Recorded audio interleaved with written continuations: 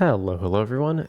This video is going to be me yapping about Feral for a good bit. So specifically the way I'm thinking I'm going to do this is just going to end up being a sort of retrospective about Season 1 of Midnight, but I'm also going to diverge into other topics as well. The goal here is to cover 3 different sections. So the first one being raid performance, next up tuning and spec changes, and then lastly, we're going to talk about Mythic Plus from a pug perspective, and this is around the 1% range, so not really title range. And before we continue, big disclaimer, I'm not a theory crafter. I have not played loads of PTR, and I'm not really going to comment much about Season 2, except for the basic stuff that I've seen or heard. While I do play Feral at a higher level, what I say is my 2 cents, and I'm probably going to end up saying something wrong at some point. And the point of this video is just for me to yap about something that I enjoy. That's literally it. In regards to me, in case you don't know me, I've been playing Feral for the last 6-ish years. Since the end of Shadowlands, really.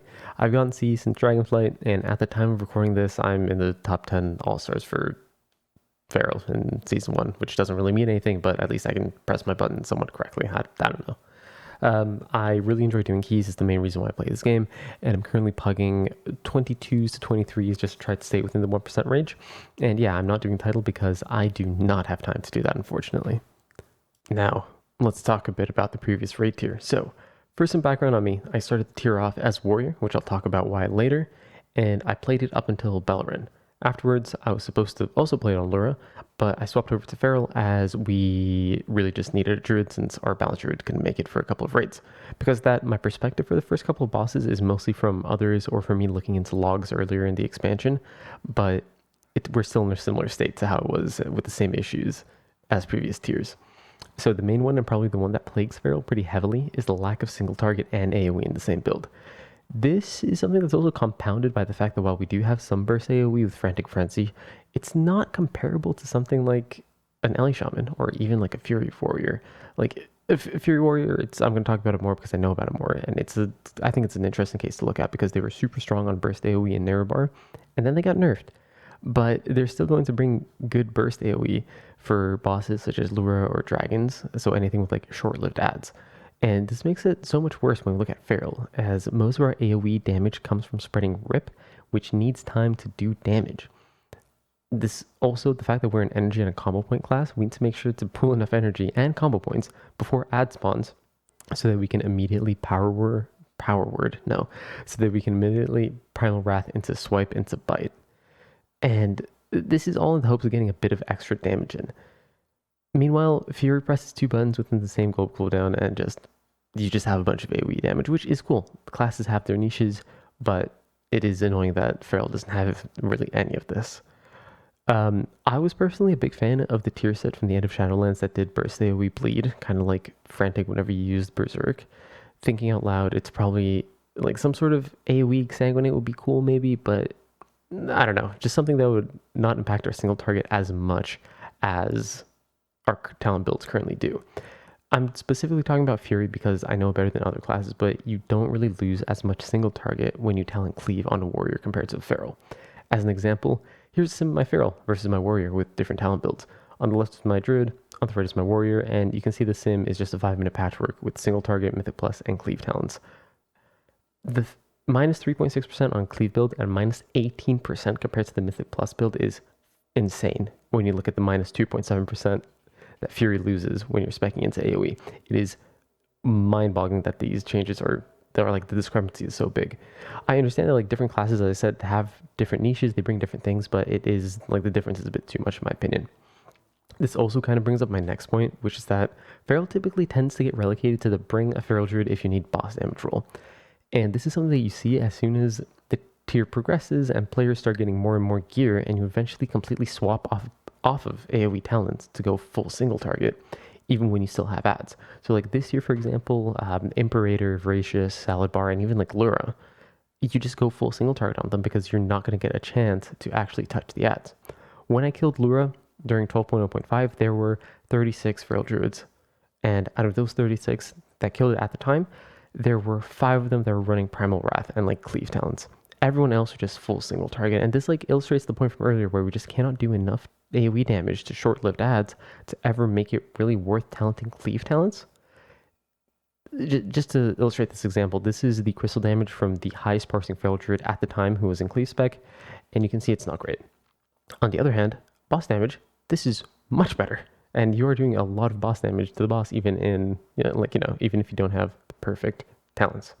I personally don't mind this as much, but I have to admit that it is a pain point. Like, historically, you know that if there was a boss that needs single target damage like Lura, Dementius, Salad Bar during Mana Forge, or even as far back as Sylvanas and Jailer, there's a good chance that Feral will be a decent choice. Does this depend on balance tuning? Yes, but I don't really want to talk about that, so womp womp. In regards to next year, it is looking like it's going to be maybe a bit similar next year. I don't really know because I haven't done any raid testing, but there looks like there will be quite a bit of cleave and even some more spread cleave. So we should just buckle up just in case something happens or if it's not really looking good for us. For me personally, I don't really mind what happens. I have Warrior that I can play as a backup if Feral is really dumpster tier, and I'll just go from there. Now that the raid Yap is done, let's talk about some spec changes and maybe some tuning. Why not? So the reason I wanted to swap off of Feral initially and go Warrior was that I didn't enjoy how it played the Ward Within in any of the seasons, really. I'm probably in the minority when I say that I really enjoyed Feral in Dragonflight, and this is for two reasons. I like that back then energy was a lot more plentiful and the spec was faster, but we had a bit more freedom when it came to our actual talent builds, specifically in keys. In the War Within pre-patch, we saw some changes that I really didn't enjoy. Biggest one for me was the reduction in energy generation from essentially all sources. So Tireless Energy, Soul of the Forest, Moment of Clarity, and Apex were all nerfed, which in my opinion felt really bad, especially in single target and raid. I also remember that either the energy cost of the spells or the energy cost reduction from Incarn was reduced that made the talent essentially unplayable. I'm not 100% on this because my memory isn't the best from back then. And I also wasn't able to find the relevant patch notes, but again, I could be very wrong. But I vaguely remember this being a thing. For Mythic Plus, the change that I hated the most and the one that I still miss is the Predator redesign. Before, with Predator Talented, whenever a target with your bleeds would die, the cooldown of Tiger's Fury would just reset. And this had some kind of cool cases where you would have extremely high uptime on the buff. But more importantly, you could have that injection of energy whenever you felt like you needed it, so you felt a lot more in control of when you could actually, press your buttons. While I appreciate the change, might have been necessary considering Tiger Fury felt less like a buff and more so of just like a constant thing that you had up. I appreciate that's not the best design. I do wish they could have done something else with the talent. I don't know, maybe like some reducing the cooldown of Tiger Fury by a couple seconds whenever something died. Just, I don't know, that's just a quick solution, but there are probably a bunch of issues with that one as well. One of the things that I really enjoyed was the ability to go for more of a funnel build, I guess, with Rampant Ferocity instead of having to rely on Tear Open Wounds. For those of you who don't know, this was a talent that made Primal Wrath consume a couple seconds of rip duration and deal the damage instantly instead. Back when this was taken, you would often just spam Primal Wrath as your spender in AoE and only bite with Apex procs. The fact that you could go for either of these builds or even a mix of both meant that you could tailor your builds to your group, and it felt that you were contributing like a lot more. I remember this from a Blackrock hold that I did back in, I don't know, maybe like season 3 of Dragonflight.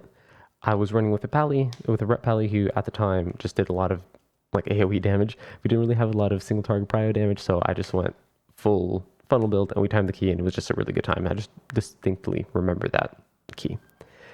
Tear Open Wounds got removed in the War Within, which kind of limited our build diversity in keys, and that coupled with the energy changes, just not having a lot of fun in the beta on Feral, it made me re-roll from Feral to Shaman in Season 1, and then I came back to Feral in Season 2 and 3 due to our raid comps requiring more melee. In Midnight, we lost a couple more spells, so Brute Slash, Blood Talons, Adaptive Swarm, and Thrash. I honestly don't care much about Thrash and Brutal Slash getting removed because Brutal Slash was basically just a slightly stronger swipe anyways, and Thrash was a filler to proc Blood Talons. Blood Talons and Swarm were nice, and I do wish at least one of them came over, but honestly, like, whatever. Also in regards to what we mentioned earlier about having more burst AoE, the old version of Brutal Slash from Legion, I think was very fun. And the fact that it was just a much longer cooldown, it still had charges, right? But it just did so much damage whenever you used it. It felt really nice to press, and it felt good, in my opinion. But this is me absolutely just hoping. This season, though, we got some buffs along the way. So a flat damage increase at the end of May, and then some more buffs in June. These are fine. They just brought us a bit more in line with other classes in single target and made us a bit stronger in keys as well. Honestly, these aren't really too exciting. They're just some tuning changes, so not that much to talk about. For Season 2, though, there were a couple of changes. So, first and foremost, the tier set. I'm just going to put this down, but I mean, I'll put the tier set down below, but I think it could be kind of cool to maybe see Incarn being played again. Basically, what happens is that whenever you spend combo points during Berserk or Incarn, you get 10% damage buff for 1 second for each combo point spent. Something to note though is that Incarn only gives 0.75 seconds of the buff, while Berserk gives you 1 second. I'm pretty sure that this only applies if you're running Ashmane's Guidance. If you're not running it, it should still give you the 1 second, but again, not 100% sure on that. From looking at some logs, I've seen the buff go over 50 seconds with Incarn and over a minute with Convoke. Now, I didn't test this, but this is what I just saw from like looking at a bunch of logs. It's not the most exciting tier set, but it's still a flat 10% damage buff, and it might give Blizzard another tuning knob to play around with. This looks to have around a 40 to 45% uptime overall during the fight if we take Ashmane's Guidance and Incarn, and then over 50% if we take Berserk and Convoke. Something to note though is that Convoke, the bites that you do in Convoke, they count as a full combo point, 5 combo point bites, so they do actually add, and that's why you see a higher uptime on the buff. So, excluding the whole reducing bursts across the board, the other changes are, in my opinion, a bit of a toss-up. Egregiously, Chomp got buffed by 30% for some reason, and I appreciate that it was not played at all in Season 1, but man, like, it's just not a fun button to press. It feels like an outlier for Feral, if I'm being completely honest. Like, it's really counterintuitive if you just look at Feral's design. It doesn't work well with Omen procs, which allows you to cast spells without using energy, so great, let's just not use energy. It's counterintuitive with Tiger's Fury, because the two of them are going to line up at multiple occasions, and then it's a question of, which one do you use first? Do you want more damage for Chomp, but then you can't use it for a couple of seconds? Or do you want to just send Chomp, get it on cooldown, without the damage buff? Which, like, sure, like, this is going to get figured out by Sims really quickly, but it feels like a weird choice to make. This isn't even to mention the fact that Incarn reduces the energy cost of your spells, so you're not really going to be that low on energy anyways. Like, again, this just feels like a really weird talent interaction, but who knows, maybe we'll go back to like a no cooldown build like in Dragonflight, and maybe this will come out ahead. Honestly, who knows? Some of the other talent changes are kind of cool. The one that I'm most excited for is Blood Splatter going up to 48% ferocious bite damage.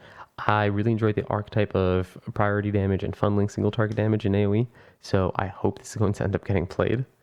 The downside is that Apex is getting nerfed from 5 to 4% proc rate, but hopefully this won't be like the change in Dragonflight Season 2 to Season 3, where it felt like he just got taken out back and shot dead. Overall, I think the changes are fine, but we'll see where the tuning takes us. And now, my friends, it is time to talk about Mythic Plus and how it is like pugging keys as a Feral Druid. Overall, I gotta say, I've had a blast this season while playing keys compared to the War Within, and it's not even close. The dungeons, in my opinion, were really fun, the utility was on point for druids, and the tuning was just a cherry on top. That being said, my god, does pugging have downsides, and quite a few of them. So this season was kind of interesting in the sense that Feral was more or less meta for the first time in a very long time. FizzComp having a similar community perception to the MetaComp made it a lot easier to actually get accepted into groups compared to previous seasons. I remember back in Dragonflight when I was in uni and playing a lot more than now, I would maybe get 2 or 3 invites the whole day because Feral was just not meta whatsoever. This season though, I'd get invites typically within 10 minutes of logging in, and it honestly feels really good. The downside about this though is that I couldn't really join any group. I needed to find specifically Fizz groups, or at least a group with a Brewmaster Monk. I was getting a couple of invites to groups with Guardian Druids, but it was a bit more rare. Now, this kind of brings me to my next point, which is that due to tank tuning, we might have a harder time being part of a Fizz comp. There are 2 graphs here below, one that shows pre-12.1.5 and the other one showing the whole patch group comps. Granted, the first one is only from the first 3 weeks of the patch, the data is not the best, but I'm not about to pay for Radar.io Premium to make custom graphs. The data still stands though. You can see that there was a massive shift from Brewmaster to Guardian Druid after the 0.5 patch, where Brewmaster got nerfed, Guardian got buffed, and this is where we started to have a bit of a harder time getting into groups. While the vast majority of keys over in 12.0.5 were with Brewmaster, it swapped almost entirely over to Guardian Druids for keys over 20. Small parentheses here. It is kind of interesting to see how the meta can shift. Like, Guardian Druids like doing big pulls with their CDs up, and Mistweavers can do a lot of healing in those big pulls through just spamming Spinning Crane Kick. And this is kind of the opposite of Brewmaster, who doesn't do as big of pulls, but with the Fizz comp, you might not want to go as large anyways. Arms Warrior, Outlaw Rogues are 2 specs that you'll see in Fizz comps that struggle in massive AoE compared to Devourers and Unholy DKs. This effectively makes it harder for us to be chosen for a niche of a Druid, and bringing Mark of the Wild as a tank will like, might as well just bring that instead. And you're going to be bringing a Mistweaver for the Fizz buff instead of a Brewmaster. But yeah, this is kind of the downside of playing a class with 4 specs. You need to be better tuned than them in order to actually get played in keys that are considered meta. I've only been playing around an hour and a bit every day on average, excluding raid times, so being able to just log in, open LFG, apply to groups with Brewmasters, and log out if I don't get accepted and come back in like 20 minutes has been really quite helpful in spending less time in LFG and just having a bit more, a bit more sanity with me. But yeah, one of the other things that I really enjoyed, or I guess I might as well just talking about the positives right now, is the fact that the autonomy that you felt during this dungeon pool. So when I say autonomy, I'm mostly referring to how unreliant you were on healers compared to other specs, and also the utility that you can bring to groups if you play your cards right. I think the most egregious example of this is looking at how many roots and snares there are this season. So there are so many dungeons where you can just ignore mechanics that others can't, and it makes you feel so good. So the list of mechanics is like really long, but just being able to shift out of the gargoyles in pit and the first boss slow and like all the other slows in pit is really useful. Shifting out the dot from the first boss in Mycera into chains and seat, like these feel really good, and I hope there's still some of that in season 2, but I doubt it. Again, I haven't really done PTR, so I don't know what the dungeon pool actually has. Since I've also played Warrior, I fully understand how frustrating it can be to be slowed or rooted in the distance, but at the same time, it feels so good to just not care about that whatsoever and just do your own stuff. As an extension of this, Feral is also stupidly tanky in my opinion. We have so many tools available to us that we can cycle through to help us live different situations. Bear form is, in my opinion, probably the most useful one that we have. So even in 22s and some of the 23s that I've tried, as long as I knew when to press bear form or for what mechanic I need to have it, I never really felt like I was in danger. Bear form and Earthstone Vigor is enough to live essentially all mechanics, as long as you're topped up, like low on health. If you feel like you're in more danger, just press Frenzied Regen. It gives you more max health, also gives you increased healing taken, and it heals you. This isn't even mentioning the damage reduction you can get from Bark Skin on a 1 minute cooldown, or Survival Instincts, which is 50% DR, that it makes you feel like if that's up, you're never really in danger, even if you just stick to cat form. And then lastly, you also have Part of the Wild, which is just something on top of for our survivability. Is your healer struggling a bit and needs a little help? Use a Wild Growth. If you're about to take a big hit and you don't have defensives up and you aren't topped, press the Guardian version, which will just increase your max health by 30%. Like, you really do feel like the Swiss Army knife of defensive this season. The only part where we struggle is during heavy rot damage, as once our defensives have been used, we're a bit of a sitting duck subject to our healer. This is something that you can see in hierarchies on Croth in Algothor Academy, where if you just do not kill it fast enough, you will start struggling if you do not cycle your cooldowns correctly. In Pugs especially, you're going to have a harder time cycling cooldowns properly because you don't really know necessarily what your healer is going to be doing.